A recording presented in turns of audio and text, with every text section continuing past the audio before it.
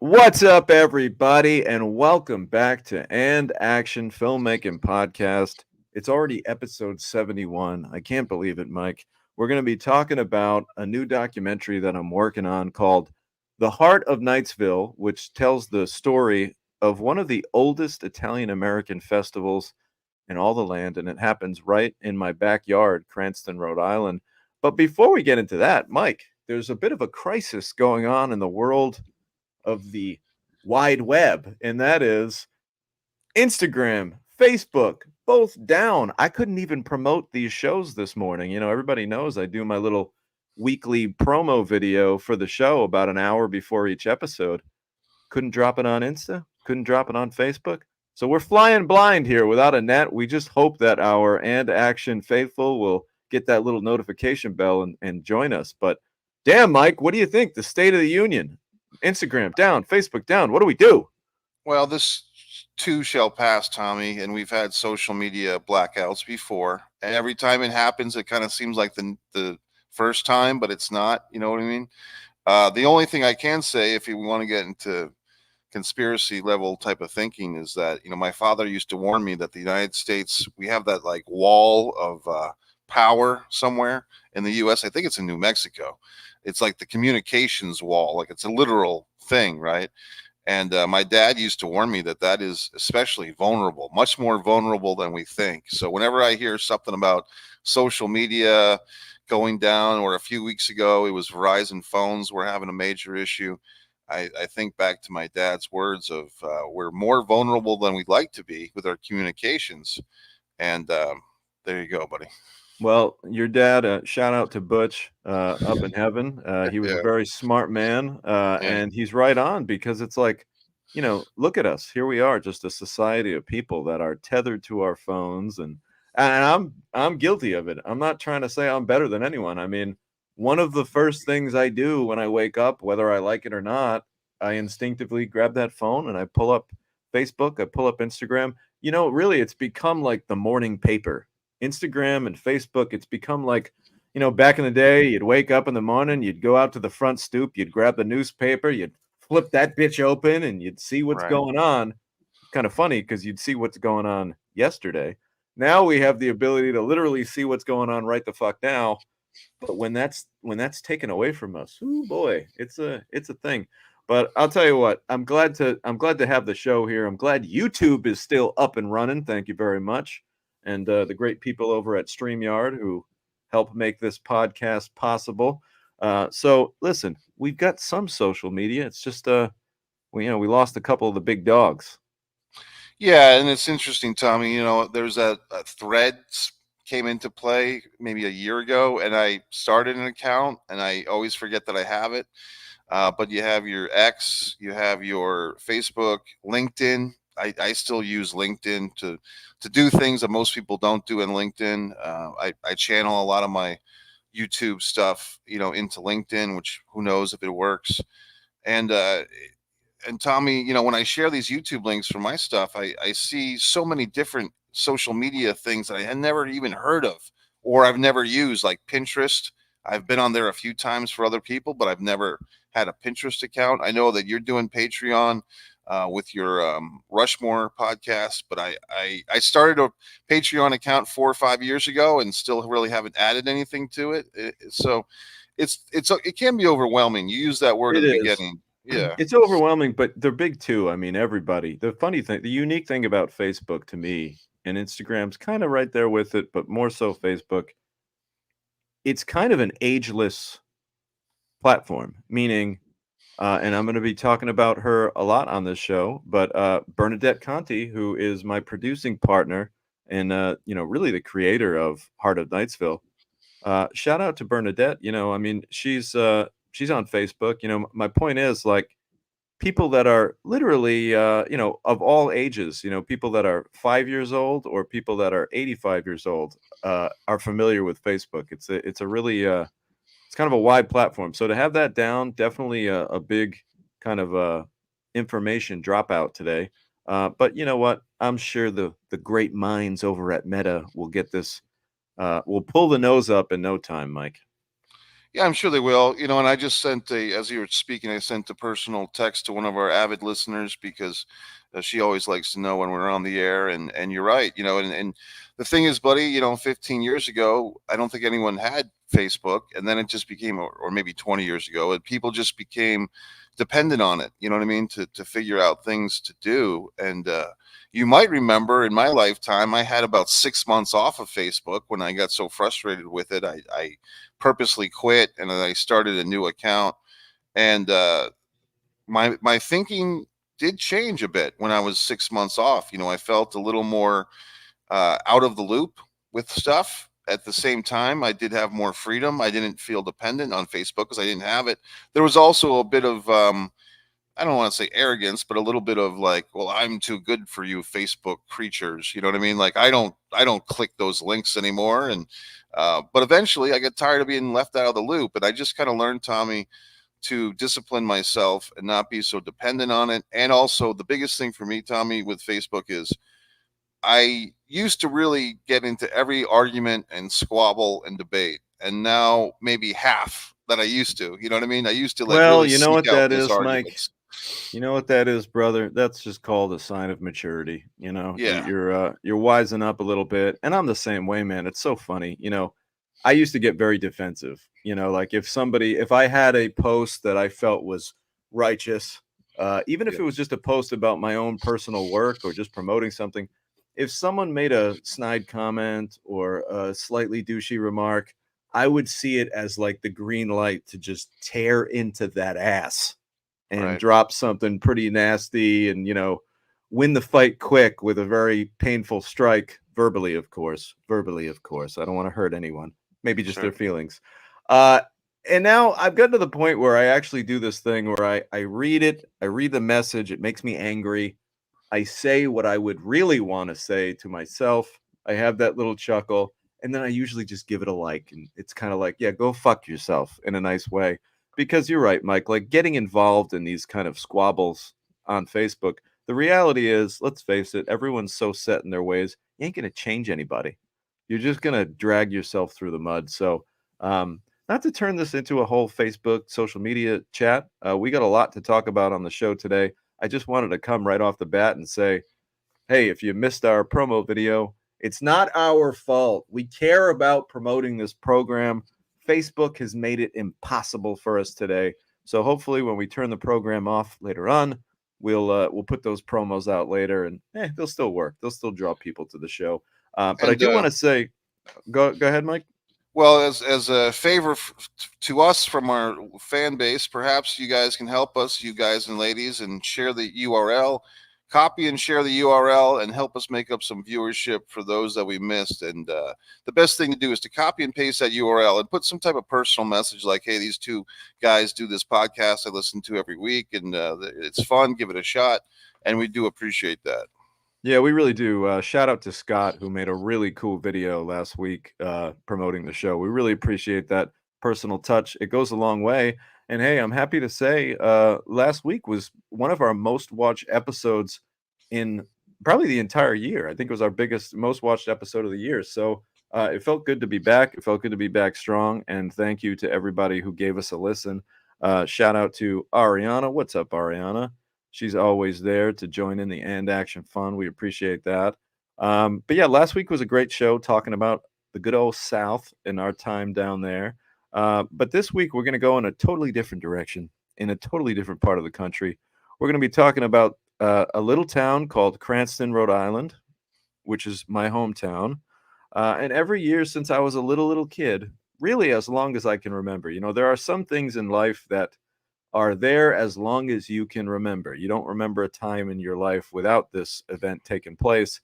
Every summer in July, towards the end of the summer, late July, the city of Cranston almost shuts down for a whole weekend, and it's the St. Mary's Festival. It's one of the biggest Italian American festivals, one of the oldest Italian American festivals all around. This year, they are celebrating their 100th year of celebrating St. Mary, uh, and we're really excited about it. So today on the show, we're going to talk a little bit about really what this documentary is about, how I got involved, the backstory, and just how it all came to be. Because Mike, as you know, I've done a few documentaries in the past, but it's not really typical of me to do a documentary. I've been able to do a few, and I do love documentaries, but it's not like the first thing that I choose to do. I'm a narrative filmmaker. I love to tell stories. This is just a different way of telling a story.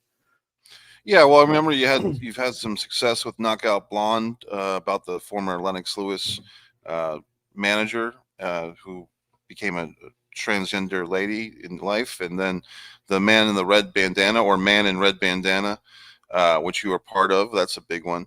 And so yeah, documentary is, and the was it Muhammad Ali is my father, or My Father Muhammad Ali was a great one that I enjoyed working on. Yeah, I yeah. guess I So have I done mean, a few. I've worked on the Lennox Lewis doc. I guess I've done 4 documentaries. yeah, But it's kind of funny. It's like I've always thought of those as just kind of, I'm very passionate about all those subjects. I'm very passionate about this subject, but it's kind of funny, Mike. Timing is everything. We hear that all the time. How it's almost one of these played out phrases. Timing is everything. Timing is sure. everything, and it really is the case with this one because a unique set of circumstances really brought this movie to light, and or should I say to life? I think that's what I was trying to say. But let's kind of get into that. So, as Scott chimes in, what's up, Scott? We're doing fantastic. Aside from the fact that Facebook and Instagram is down, and we weren't able to truly promote this show to the best of our abilities, we're doing great. Thank you again for that awesome promo last week. Really appreciate that. Yeah, so I'll tell you a story. This story all starts with a very passionate woman by the name of Bernadette Conti. Bernadette has always been a kind of lifelong devotee of St. Mary's Church. She has worked on the Historic Society. St. Mary's had a very special group of people put together in the 70s to kind of just document the history of the church. Bernadette kind of led the charge on that. And she's a woman who's just been compiling this really great and rich history of the church and of St. Mary's, and of course of the really our home city of Itri, Italy. Knightsville is a very small microcosm of, it's just a tiny cluster of Cranston, Rhode Island. It's really just a neighborhood. It's not a city, it's not a town, it's a neighborhood. It's called Knightsville. And the unique thing about Knightsville is about 100 years ago, maybe even a little more than 100 years ago, when there was a big influx of immigration here in the United States, a big group of those immigrants were Italian Americans. And for whatever reason, some of it has to do with, the Industrial Revolution was booming and there was a lot of factory work and things like that. But a lot of the Italian Americans ended up coming to Rhode Island. We all know they came through Ellis Island in New York City. And then, of course, we're just, a 3-hour ride down, up the road. So a lot of the Italians that came in through Ellis Island wound up in Rhode Island, and they wound up working for factories. They wound up working at, making their own. They were craftsmen, they were blacksmiths, they were bakers, they were carpenters, masons, and they did their work in this tiny little neighborhood called Knightsville. And a lot of people don't realize this, but there weren't always places to pray. The Italian Americans were Roman Catholic, and in Rhode Island at the time, there weren't any Roman Catholic churches. So the good people, the good Italian American immigrants, kind of, we're not talking about wealthy people. We're not talking about people that had any kind of wealth whatsoever. But what they did was they scraped together every penny, every quarter, every dollar that they could. And over a long period of time, it took them years, they raised enough money and raised enough commotion with the actual diocese of Rhode Island to be sanctioned to have their own church, a place where they can pray, a place where they could not be ridiculed. It's kind of funny. It's awful. It's not funny. We don't think about it now, but when Italians first came to America, they were considered kind of like less than humans. They were kind of considered, you know, uh, a little bit of, who are these people coming to our country? And a lot of Italians were kind of looked down upon, and they got ridiculed. And when they, went to church with a bunch of other types of people, they didn't quite feel welcome. So, a little over 100 years ago, this all came together, and the church, St. Mary's, which is still located right in Knightsville, uh, was put together, was funded, was built by the Italian American people. And every year to celebrate that kind of uh, that kind of independence, to be able to, pray as they would like to pray and not be looked down upon, they celebrate that with the St. Mary's Feast, which is just a really great piece of Italian American tradition, culture, history, and it's exactly what you would think. It's a few days of food, music, dancing, praying. The city really does kind of shut down. And there's just this massive festival. Families and kids love it because there are carnival rides, there are games, there's your doughboys and your candy apples and sausage and pepper sandwiches and all the pasta you could even dream of. Just really any kind of Italian American delicacy is kind of showcased at this event, and you kind of feel like you're in the middle of a Martin Scorsese movie, just walking around, you know what I mean? Like, it's summertime, you can hear the kind of, the hum of the Italian American music in the backyards of all these neighborhoods. Because here's the cool thing, guys, this takes place in very much in, like, a residential neighborhood, and, one of the famous, kind of elements of St. Mary's Day and the St. Mary's Festival is just all these backyard parties that are kinda raging all night long with people celebrating and, family members that you haven't seen all year kinda come out of the woodwork to get together, and it's a really great tradition, and again, it's been part of my life ever since I can remember, um, and there's a lot to it. Traditions need to be kept going. We can learn a lot from our history, and I'd like to think that the St. Mary's feast is as big as it's ever been at this point, but we have to keep that going. We got to make sure that the next generation of people realize why this is important to celebrate and keep it going. So that's what this movie's really all about. But how I got into it and how I got involved is very unique. So Bernadette Conti, again, I would say she's a historian. Really, if you kind of break it down, she studied the history of the St. Mary's Church, the Italian American people, uh, for most of her life. She's a wealth of information. Like I said, she's written books about it. And last year, I was on the set of Seclusion, literally a year ago today. It was, honestly, a year ago in a week. Like, it was almost Mm. 1 year ago to the day. And I remember getting a few messages from Bernadette, like through Facebook, and I remember hearing from a couple people that, oh, this woman has a documentary. She really wants to talk to you. And I was very busy at the time, and I was, getting together a couple of projects that were going to happen down the road. And I remember looking up one day. It was actually day one of filming the movie Seclusion, and we're in Cranston, Rhode Island. And I look up and I see Bernadette, and I kind of recognized her from her Facebook picture. And I was like, "Oh boy, Bernadette has gone and tracked me down in person." Because Oh, I so think I this might was have, okay.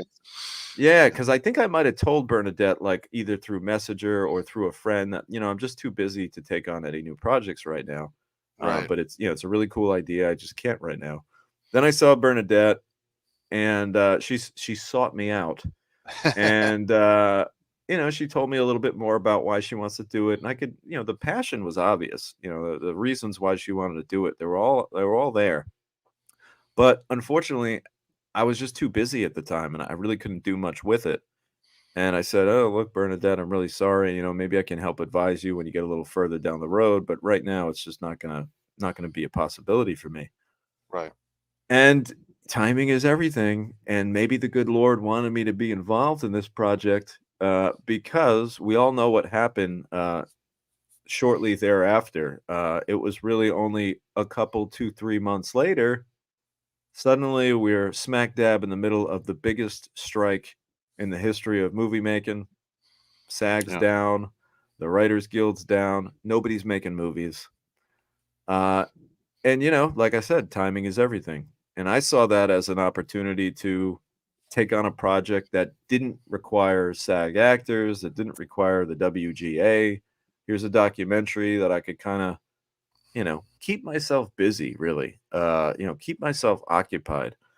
So I went to Bernadette and I said, look, Bernadette, I do have some time now that there's this strike and there's seemingly no end in sight. At the time, it was very early on. And we all know the strike went on for almost 6 months, whatever it was, felt like 6 months.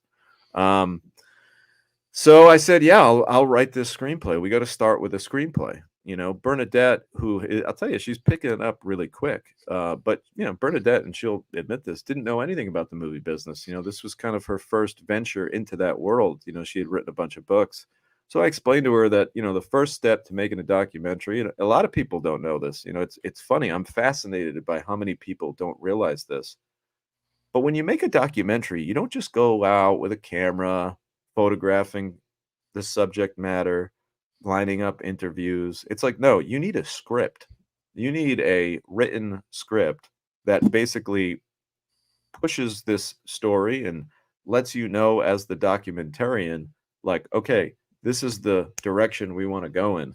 You can't just go out and willy-nilly start filming interviews and B-roll and think that you're going to slap together a documentary. You got to find out truly what the story is. So that was the first step. I read Bernadette's books. I'll never forget, last summer when I got to say, this is kind of an interesting thing, and I don't want to get too deep into the religion because I know that that's not for everyone. But I will say this: I found it very calming for me when I was in a very stressful situation at the time, meaning no work in sight. The strike is going. I had a movie that I just shot in Mississippi. Pretty happy that we got it done. But at the time, that movie was just about to go, and I was so excited, and my hopes were so high for so many things. And my life had kind of seemingly just like hit a fucking wall. Like suddenly, like everything just crumbled. And the only thing that I had left over the summer were Bernadette's books and this story about St. Mary's Church and these Italian American people who kind of fought for what they wanted.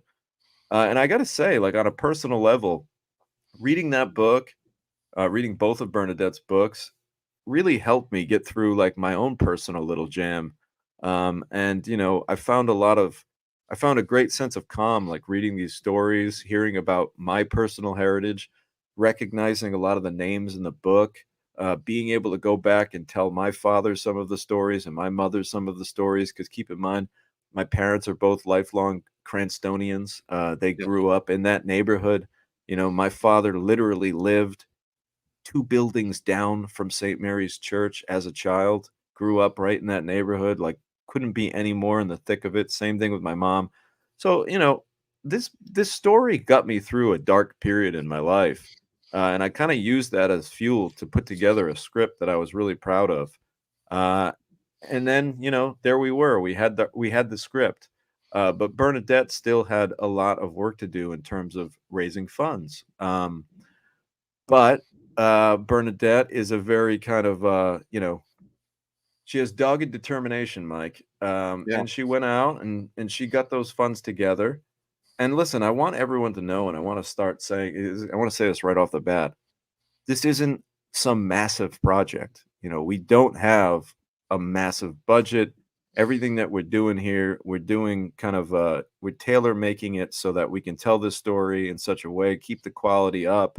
But, it's a documentary about a church in Cranston, Rhode Island. It's not exactly one of the most mainstream appealing kind of topics ever. So we've had to do what we can do creatively to make this exciting, because my goal is to make this watchable and interesting to not just Italian Americans in Cranston, Rhode Island, but to people all over the country and maybe even all over the world that kind of just, find some inspiration in these Italian American immigrants. Tommy, what's the name of? You said books, so she has more than one. What are the titles of her books? Well, let me just pull this up. I want to say it's called Under the Pear Tree. Let's see. Yeah, the first book is called uh, E Via Maria Madonna della Civita, The Eternal Bond of the Atrani immigrants in the city of Cranston, Rhode Island. So that's the first one. That's the book. That's the first book that I read. How do you It's spell it, all Trani? uh, Itrani. And remember, Itri is the city that most of these Italian American immigrants came from that ended up settling in Cranston. And the other book is Under the Pear Tree, which basically tells a story of, all these great stories that Bernadette had heard from her grandparents, who, we're going back to really the turn of the century now. So there's tons of history. Bernadette is just loaded with information. Anybody who knows me knows I'm a big history buff. So this project's really cool to me. There is. I kind of mentioned Scorsese earlier. Martin Scorsese's done some documentaries about his Italian American heritage, and I think that there is kind of like it's a little bit of a rite of passage to tell stories like this and connect with yesteryear, because we can't forget the past, Mike. As Laza checks in from Bisbane, Australia. Australia. What's up, Laza? Good to see you, brother. I'm checking out Bernadette Conti.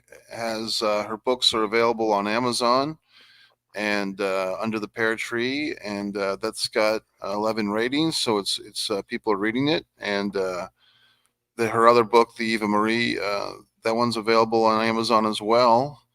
So the good thing about having things on Amazon is typically they also shoot out to Barnes and Noble and Walmart and stuff. Like Amazon's really good about working with other major distributors. So, but if nothing else, just look up Bernadette Conti. First name is spelled Bernadette. Last name is Conte. And her books are there right there on Amazon. So within days, if you order them, they'll come because Amazon's really good about getting books out very quickly. And it looks like she's got a third one, Tommy. I don't think this one's involved in this documentary project, but just so the people know, this one looks really interesting. Trauma at the Border is a. I'm not sure if that's her newest one, but that's another one which is not part of the documentary, but just a third book that she's written. So Yeah, she's Bernadette's she's an amazing woman. Just to give Bernadette her flowers for a minute. What I am so inspired by Bernadette, and she might get mad at me for saying this, and if she does in advance, I'm sorry, Bernadette. Please don't get mad at me, because it's a wonderful thing. And what I'm saying, this is the most positive thing I can say. Bernadette's, I want to say, in her mid 80s. Bernadette's been on this planet for a minute, and the fact that she still has this passion and drive to get this movie off the ground and made at that age, man, that fires me up. I pray to God that I A, survived that long, and B, when I'm at that point in my life, I still want to get up every day and am inspired to create. I mean, that is, to me, like, I get chills just kind of thinking about it. The fact that, most people when they're in their 80s are looking to, maybe get up and take a trip to Dunkin' and get a coffee and sit down and chat with their friends. Bernadette's getting up and raising money for a movie, uh, writing, producing, gathering information for this film. I mean, she inspires me. So, anytime that I feel tired and I feel like, all right, like I don't really need to read another chapter, or I don't need to, look at this any longer, I think of Bernadette and I'm like, all right, well, I better get moving here because Bernadette wants this movie made, and she's just really inspiring and a great person to work with. And I can't say enough great things about Bernadette and how much I'm enjoying working with her. Well, I'll just read this one paragraph. It's a short one from her bio on Amazon. Born as the third child to a family of 6 children, this Rhode Island native owes her writing career to her mother, who, like her, had a penchant for storytelling. Growing up, Bernadette took to heart her mother's urging to scrive e ricorda, write and remember. I love that. Write and Yeah. remember. That's pretty cool, man. I mean, I heard a really cool quote the other day. When you look back at the history, glance but don't stare. You know, and I think that Bernadette does a lot of glancing back at the history, but she doesn't stare. And what I mean by that is she's not stuck there. She's not stuck in the past. She's trying to glance back, take the past, and find a way to make it relevant for the future generations of people that are going to watch this movie. So that's Bernadette in a nutshell. Just a really, fired up, excited woman who kind of, like I said, man, I've been doing this for 15 years, and I can't tell you, I really haven't met too many more steadfast, passionate, determined people that, like a dog on a bone, like, I'm gonna get this movie made. So we wrote the script, and well, then it came time to raise funds. So Bernadette did everything from, she had a couple of dinner events to get people from the neighborhood together and kind of talk about how important this is. And, people broke their checkbooks out and wrote some checks and supported the film. She's filed for grants. She's taken money out of her own, war chest, so to speak, to help make this movie. And now we're at the point where we basically have enough money to get the movie started, so what's been going on over the last couple of weeks is I've taken the script and we've been working on creating artwork for the film. And I gotta say, this is an interesting. Everything's so funny how it all connects. One of the major issues that we were fighting about during the strike was AI. And I'll be the first to admit it. I've been using AI during the creation of Heart of Knightsville. One of the key elements visually to this story is, well, a lot of the events, especially when we're talking about the origin of the story, we go back to the 1500s in Itri, Italy. I mean, we're talking like telling history from a half a thousand years ago. Sure. Guess what? There ain't no pictures there are no pictures 600 years ago. There are no photographs. Photographs. Yeah, there are a few paintings here and there, but they're very scattered. And as you know, when you make a film, you need rights to paintings, you need rights to artwork. So long story short, in keeping with this movie is, it's really essentially like an educational tool. We don't have this massive budget to hire an acclaimed artist to come in. So what we've been doing is we've been utilizing AI to create a lot of the imagery for this particular picture. And I got to say, at first I was reluctant about it. I felt like, am I working for the enemy here? And then I must say, after a couple of weeks working with, uh, very, very proud of Mike Braga. Shout out to Mike Braga, who's, he's my assistant. He's always been my assistant. He's been my assistant for many years. We've probably made 5 or 6 features together. But he's stepping it up on this one. And Mike Braga is actually going to be an executive producer on this film. He's been helping me out so much. It's really like, we're talking a very small crew here, very small group of people making this movie. And, Mike has kind of put me on to this AI component and how we can utilize it so that, like I said, guys, I'm being very frank with you. I don't have the money to bring on an artist to do 68 illustrations. That's how many there are in the movie. There's 68 illustrations.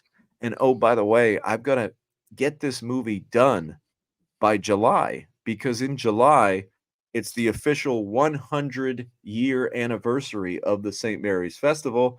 And damn it, I want to play this movie at the 100-year anniversary. What better place to play the movie? So I ain't going to miss that opportunity. And, dealing with artists can be difficult, in the sense that, listen, I love working with human beings, but sometimes people tell you one thing and then they go and do another. Oh, yeah, I'm going to have that artwork for you on Monday to take a look at. And then you don't get it until a week, or you don't get it at all. Or, suddenly you're not the priority. And I realized right away that with the kind of money that I was able to offer a true human being artist, I was never going to be the priority for them. And they weren't going to be able to get me my artwork to put this movie out for July. So we leaned into AI.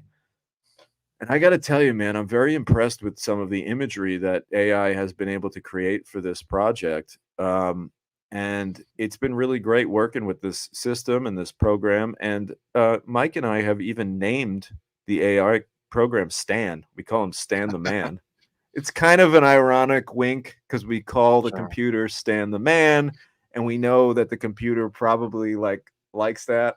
Because in my mind, computers like want to be like one of the guys, even Sure. though they're just a robot. But like You, we f- you like we make Stan feel like he's one of the guys, like here in the editing room. So I'm like, oh, Stan, that looks sure. great. When he generates a picture, I'm like, nicely done, Stan.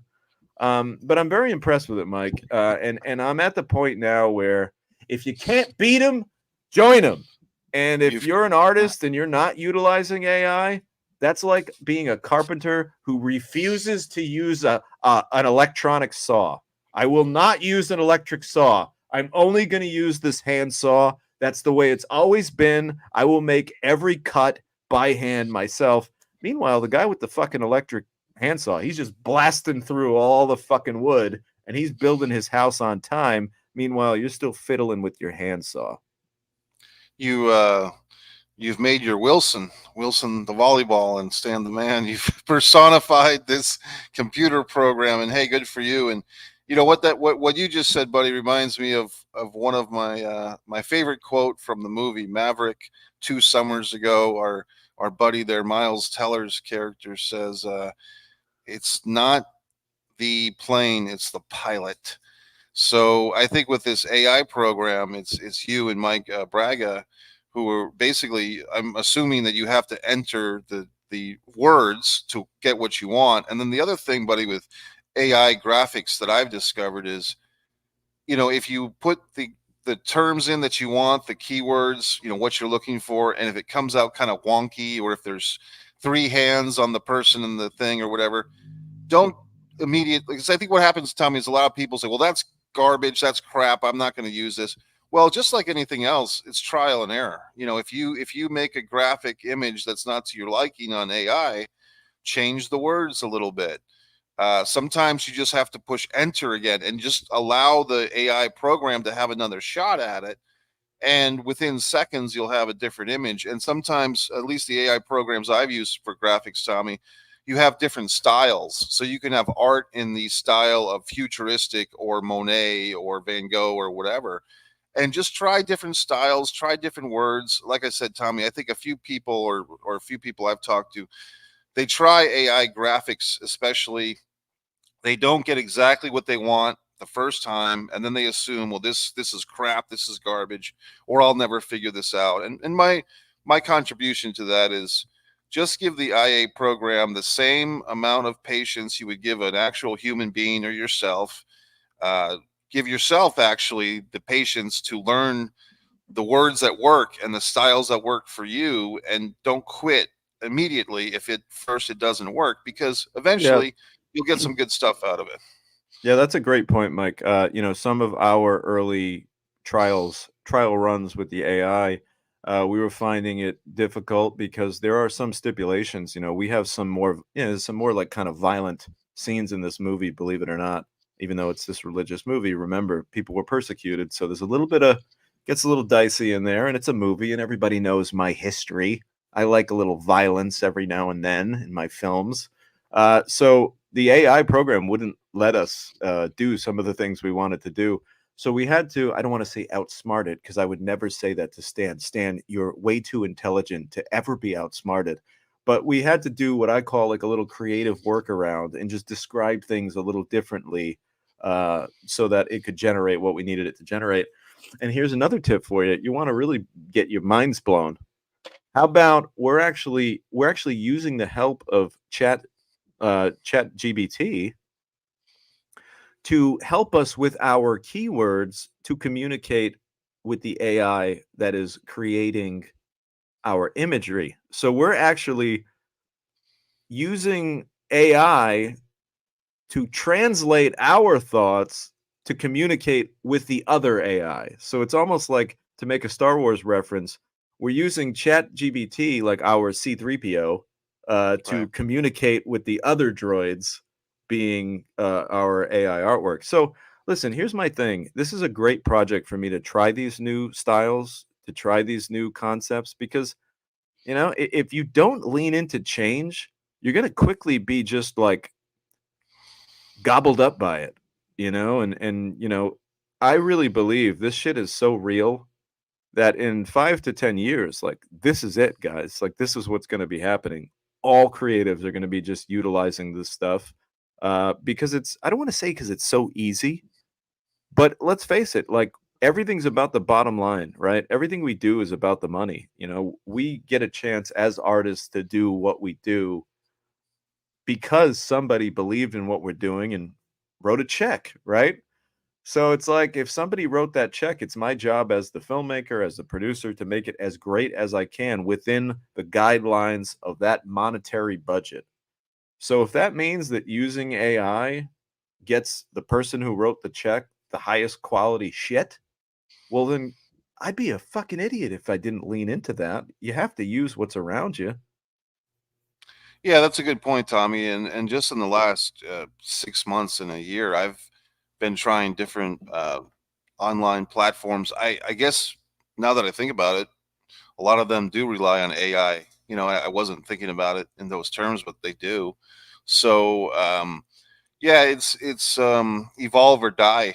That's just the nature of nature and the nature of art and creativity and careers. And I mean, there's so many things, Tommy. Back in the day, my grandfather was a milkman, and he'd bring a 6 little glass jars of milk to your house every day. Well, now we have DoorDash. So I mean, the more things change, the more they say the same. It's still another human being driving a vehicle to bring you some type of food at your house. But for a long time, there was no milkman and there was no DoorDash. So people actually had to go out into the big bad world and go to the supermarket. But things change, and sometimes we want to hold on to those old ways, but they're not holding on to us. So with this documentary, Tommy, I guess what I would get to ask is, and I've watched a lot of documentaries. I've worked on some myself, and I think the biggest thing with the documentary is to not fall back into the trap of just a talking heads documentary where you just see, here's one person telling an anecdote, cut to another person telling an anecdote. The more you can liven up your documentary with images, with the AI graphics in this case for you guys. But what other, I guess what I'm asking is, what story here is being told? Like, what's the hook, or what are people going to launch onto with this?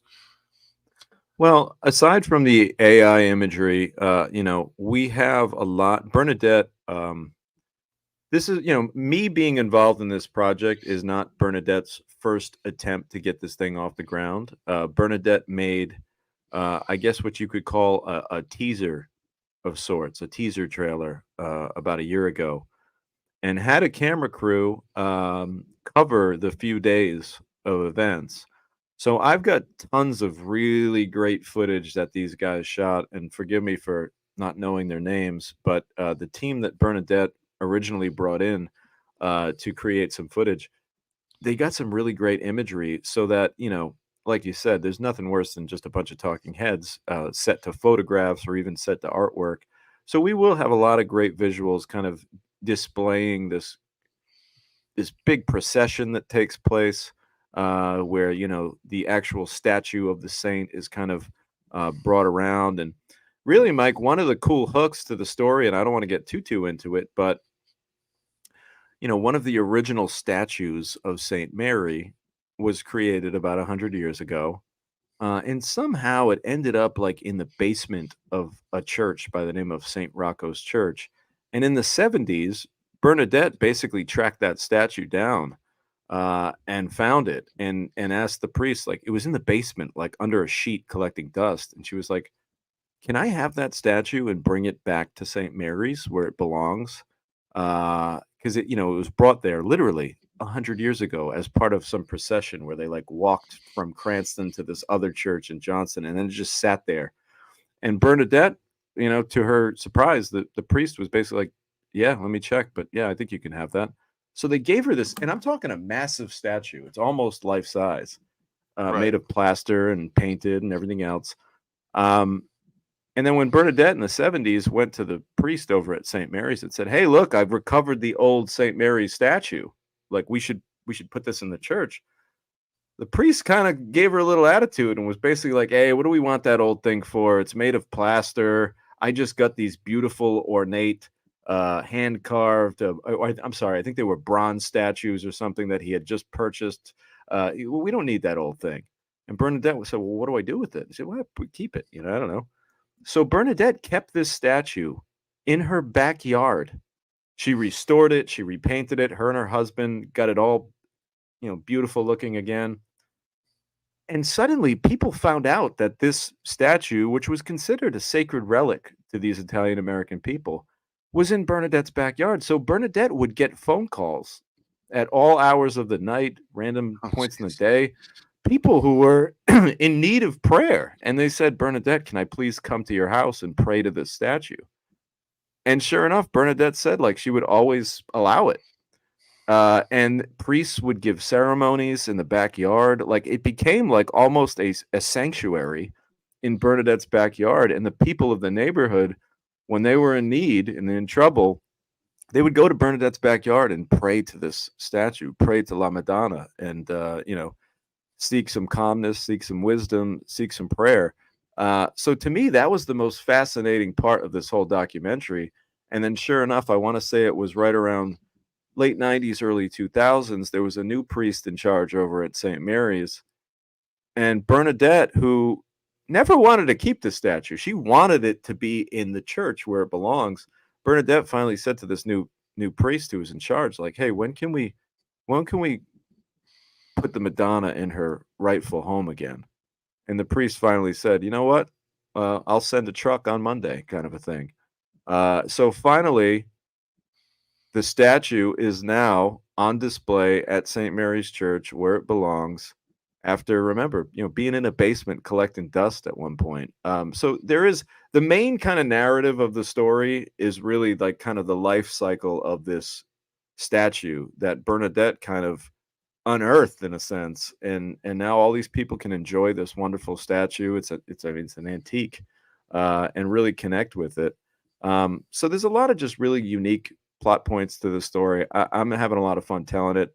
I've been reminiscing a lot, and y'all are gonna see it real soon because we have to have this thing done by July. That is the goal, and I don't miss goals, Mike. If I say a No, movie's getting done, it's happening. so the goal is to have it shown for the 100th anniversary. Is that correct? That is correct. Later in July, all of my and action friends, who knows, maybe we'll do a live and action from the screening. We'll jump on and have a couple words. But yeah, man, I can't wait to play this. We haven't really talked about what the screening is going to be like, but I would love to play it on a big screen, kind of right in the piazza, right there in Knightsville, kind of right in the main Knightsville Square. I think that would be really great if we could do like a nice summertime, warm summer night, outdoor screening, and just play this bad boy in front of literally the neighborhood. I mean, that would be awesome to me. So that's my goal. Let's check in with some of our and action family here, see what's going down. Laza's got a lot to say. Of Keep us in course. your thoughts and prayers, ready to go postal like Michael Douglas and falling down due to Oh, Facebook come on. login problems, driving us nuts too, Laza. Due to my swearing at Facebook due to login problems, really loud. Hopefully, no one has called the cops. Laza, I was in the same boat, brother. I'm trying to just put out a video to promote this episode, and it wouldn't let me. And I'm like losing my mind. Tommy and Mike, did you watch the short film I shared and I tagged you both in? Yes, I did, brother. I really appreciate that. And I'm going to share that out as soon as Facebook stops being a jerk. Always be nice to AI so they protect you during the robot uprising, says Ariana. Hey, look, I saw Terminator. I know what those sons of bitches are capable. I'm going to try to be friends with them before they go Skynet on my ass. No faith with Laza, the fake. I am curious if Tommy, Mike, yes, Mike is now an AI clone of himself. You'll notice today I even made sure that we have skeletons. We both have skulls on our hat. I wrote that into the system. I'm like, can you change Mike's hat so it's also a skull? It's a Um, it's a clue. It's a hint. yeah, you'll notice Mike will start having like he's gonna slowly start dressing like me. It's gonna get weird. Um, AIWO, the AI World Order. Hey man, if you can't beat him, join him. I might run my own wrestling promotion through AI. Less drama but talent production. Hey man, AI wrestling probably will be a thing someday. Ariana says AI Inception. Oh, we're there, man. It's happening. You know, I'm trying to become friendly with these guys so that they keep me alive. That's a little crazy. When will we get an AI food like Star Trek when you can type it in and it's made? Oof, that could that. Let me tell you, if that was a thing, we already have an obesity problem in this country. If that became a thing, I think we would all just die of massive heart attacks in about a month or two. We have really good VR headsets now, like Oculus Quest, etc. So not far from holodeck like technology, brother. You are so right. And let me tell you, not to make this a whole like futuristic talk, if consumers have that kind of technology, if the Right. average Joe and Johnny and Janes can go to the store and buy that shit, what the fuck does the government have right now? That's what I would just love to know. Like someday, I don't think I'll ever be at this stature in my life, but I would love to just like be given the presidential tour of like all the secret cool shit we have because like I said, man, if you can go to fucking Walmart and buy a VR headset, what does the CIA have? That's what I want to know. Um, sounds like it would make a good Indiana Jones film with the statue of St. Mary's Church. Yeah, I just want I wonder if like, you know, like if you touch your hand to the statue's hand, maybe like a secret door opens and a whole passageway to some kind of riches or something. You never know. Um, yeah, guys. So we're making a documentary. There's a lot of exciting things going on. But you know, it all couldn't be done without Bernadette Conti and her kind of desire to make this movie. Because I'll tell you what, like I said a year ago, when this first came across my desk, I was like, "Kidding me? I don't have time for that."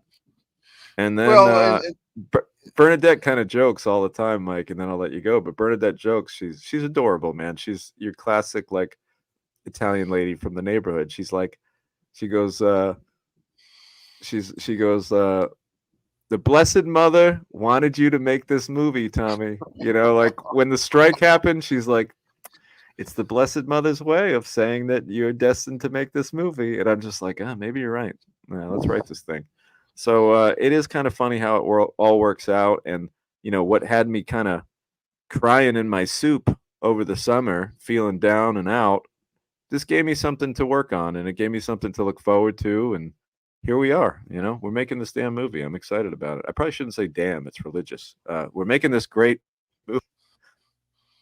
well, I've actually been, I think at least once to that St. Mary's Fair with you, Tommy, and our buddy Sam Eilertson. Then going way back to 2014, I think, or 15, and yeah, you know, I lived in Silver Lake, Rhode Island, buddy, which is basically like I called it like the meeting point of three worlds. You know, Silver Lake is where Johnston, Rhode Island, Cranston, and Providence kind of interconnect. And so Plenty I of was there. Italians over there. Plenty of Yeah, Italians in Silver Lake.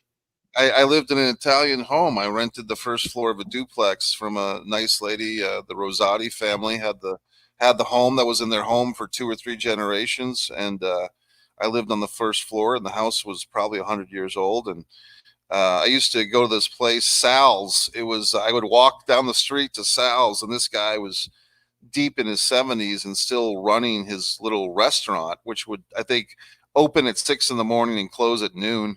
And you could go in there and for very little money get like a huge big sandwich or breakfast. And all these guys that were deep into their 60s, 70s, 80s, and maybe even 90s would be sitting around drinking coffee and having their breakfast, and the That's old neighborhood school. gossip.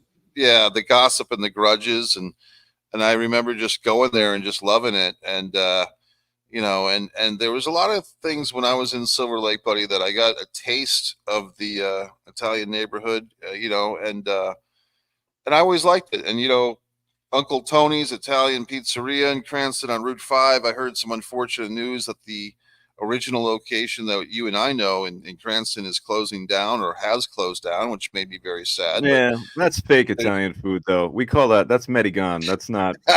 That's Uncle Tony's. Isn't real Italian food. oh, gee whiz. Well, now Yeah, they're out of business. that's Medigan. That's when an Italian says Medigan, that's like their way of saying like that's an Americanized Italian thing. It's not real Italy. That's the Savino, who knows all about real Italy, who also has some of the greatest hair in Rhode Island, might I say, says, oh, yes. "Hi guys, looking forward to the St. Mary's film. Even though I was a St. Rocco's kid growing up, do you remember the beer garden and the gambling tents?" No, I don't. But that's awesome that they used to have gambling tents over at the St. Rocco's Feast, and I would love to hear more about that. I bet you they were shooting some dice over in those tents, maybe playing some high-low jack. And you know the deal, man. Like, hey, look, St. Rocco's, St. Mary's, we're all under the same flag, brother. So, those are our Italian brothers down the road in Johnston. There, to me, it's always been a connection between those two groups, those two churches, and pretty cool that the St. Mary's statue was actually in the basement collecting dust over at St. Rocco's. I always thought that was fun. Justice Nixon, what's up, brother? Just stopping by to say hi. Everybody, meet Justice Nixon. This is a very talented actor that I worked with in Mississippi. He was just phenomenal, super talented. And Justice, like I told you in Mississippi, we will be working together again, my friend. It was kind of funny, man. Man, life is such a funny thing because of all the days. Last night I was watching footage. We're just about to start editing the movie we did in Mississippi, and last night I decided, you know what? I'm going to start watching some raw footage. So where else would you start? You start at day one. Justice Sure. happened to work day one. So not to sound creepy, but I was watching you last night, Justice. You did a great job. I was watching the footage. Everything looks phenomenal. And for my wrestling fans out there, I don't want to give anything about the movie, but Justice, he's a terrific actor. But to me, one of the hardest things to do as an actor, aside from just saying your words right, it's selling. And what I mean by that is when you get injured, making it look Right. like you're injured and it's real. And oh my God, you're almost someone who can really sell. You almost Yeah. get like you feel awkward in the moment. You're like, ooh, because like nobody wants to see someone in pain. And Justice, he gets a little injured in the movie. That's all I'm going to say. But there's one little moment where he gets injured, and boy does he sell like $1,000,000, and it's just really believable and really organic and authentic. So I thank you for that, Justice. Justice. Yeah, Justice, you crushed it, man. So if anybody needs an actor, y'all better give Justice Nixon a shout. Well, I was going to say he's got a great handle there, a great acting name. I don't know if that was his birth name or a chosen professional acting name, but it reminds me kind of like a Johnny Knoxville type of name. Just the name alone, it's a good Great name. contradiction or whatever you call that when you have like the justice, and then I think of President Nixon from way back when, and the contradiction there or whatever. But good name for acting there. Yeah, it is a really great name. Easy to say. I'm telling you, I see big things ahead for Justice. Laza says, when I did a DNA genealogy test years ago, showed I had some Italian, Sardinian, San Marino, Maltese in one of my categories, which I would have got from my mum. Wow, an Italian in Australia? I heard about being fresh off the boat, but that's a boat ride and a half. Do they used to serve kangaroo at Uncle Tony's, Tommy? Oh, come on! It would be first off, it would be kangaroo parmesan. Just a layer of kangaroo meat with a nice piece of cheese on top. By the way, if you're curious, that is Justice's real name, which is even cooler. Oh, very good. Charlie Short Films, what's up, brother? Hey, Charlie there. I hope all is well over in your neck of the woods. Guys, this has been a really great episode. I hope Facebook is back. Does anybody know? Is Facebook back in action? Because how am I going to live my life without Facebook and Instagram today, guys? How? Tell me. I think we could all take a day off. I was going to say, Tommy, the way you were, what's that word for the fake Italian stuff? Medigan. Basically, it's the word. It's the word American, but like Medigan. So to me, that's Yeah, that's the equivalent of saying that like Panda East is your favorite Chinese restaurant, like the Panda restaurant. That's the chain, Yeah, you know. it's not Where, real. That shit's not real. Like, for example, and Savino, you'll know all about this, who tells us Facebook's back up, which is good news. All right. there you go. No self-respecting Italian will be caught dead at the Olive Garden. Olive Okay. Garden is not real Italian food. It's a chain restaurant. It's not real Italian stuff. So, hey, if you like Olive Garden, there's nothing wrong with that. I'm not judging you. There's nothing wrong with endless breadsticks. And yeah, when you're here, your family, that's great. But maybe if you did a little work, you could find a true, authentic Italian place. Because Savino, we don't go to Olive Garden, right, brother? We ain't going there. Facebook is not online in Holland, man. Well, but seems like Laza's got it. Holland, it's down. Australia, it's up. It's a worldwide phenomena. We all got to move to Australia to sign into Facebook. No Olive Garden. That's right. All right, guys. Well, this has been a lot of fun. Thank you so much for hanging with us and getting us through this deeply, deeply depressing no Facebook zone. We got through a whole hour without it. Thank you for YouTube for staying alive during our troubled times.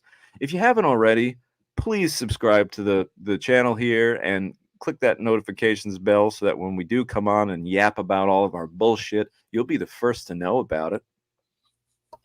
Yeah, and like I said, Tommy, we always appreciate if people copy and paste the URL and help get the word out. That's always the best form of publicity, is when other people, kind of give people the heads up that you exist. You know what I mean? And MikeMessier.com is still up and running, and I've got my books available there, and Bernadette with her books, which is very exciting. So good luck with this documentary, buddy, as you kind of land the ship, so to speak. I'm looking forward to following the progress as we move towards July.